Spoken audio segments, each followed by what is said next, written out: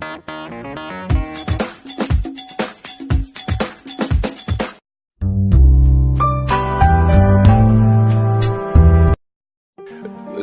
are mistaken when they think that technology just automatically improves. It does not automatically improve. It only improves if a lot of people work very hard to make it better. And if we're not out there, if the future does not include being out there among the stars and being a multi-planet species, I find that it's incredibly depressing. I'm just trying to think about the future and not be sad. I think the value of beauty and inspiration is very much underrated.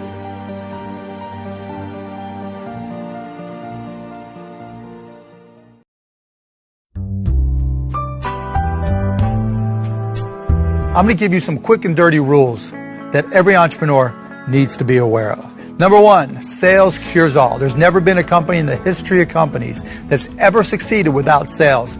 Anybody who's ever told you, don't worry about sales, you can grow it and then worry about sales later, they're lying to you. They will fail, you will fail. You have to be able to sell. And do you know who the biggest salesperson in your company has to be? You. And number two, selling is not convincing. Selling is helping. A lot of people, particularly if you don't have a sales background or this is your first time into sales, think it's like, oh, I'm selling ice to Eskimos, right? I'm doing something where I have to convince somebody to buy something they otherwise wouldn't buy. Wrong. That has nothing to do with anything. When you're selling, you're helping. The whole concept of being a great salesperson is not about who can talk the fastest, even though I am talking kind of fast. It's not about who can talk the most nonsense. It's about taking the time to understand the needs of the person you're selling to.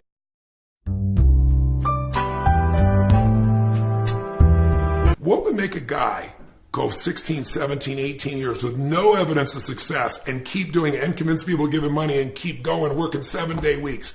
He'd have to believe something different than other people. What would he have to believe? And I thought first he'd have to believe the treasure's there.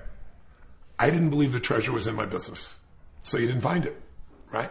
Second, you'd have to believe I will find it.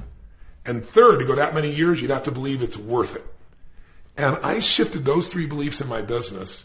And once I committed completely to that business and nothing else, I grew that business like crazy, and I ended up selling half that business for $200 million, the business that looked like it would never make anything.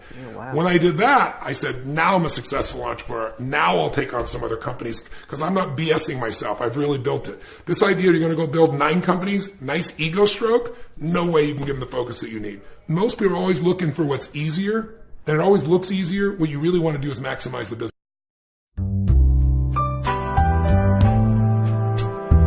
Once you understand that nobody cares and you're complaining to empty air, you start going in a little bit of a different direction. I didn't want to be a motivational speaker.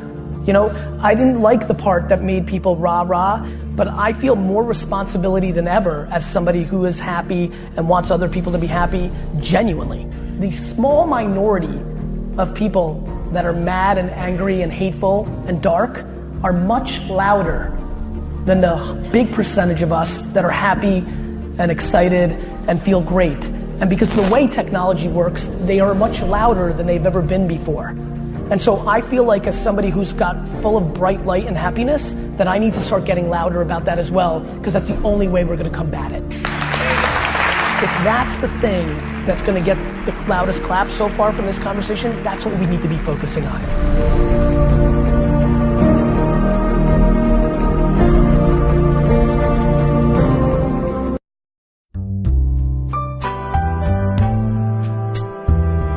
Hey, you ever heard the saying, $1 million isn't what it used to be? Well, it's true, okay? And I'm going to show you how to change that so you can have financial freedom in your life. Look, number one, this target needs to be, the $1 million target now needs to be $10 million. Number two, if you want financial freedom. Number two, no consumption items, cars, houses, watches, a watch here, none of that stuff until you hit your target. Number three, store dough at 40% of gross income. If you make 10 grand a month, 4,000 equal to the IRS or what you pay the IRS needs to go to savings or what I rather call sacred storage. 4, invest until you're broke only in illiquid assets that produce cash, and your goal is to continue to do this or repeat this until your cash flow, passive cash flow, exceeds your income.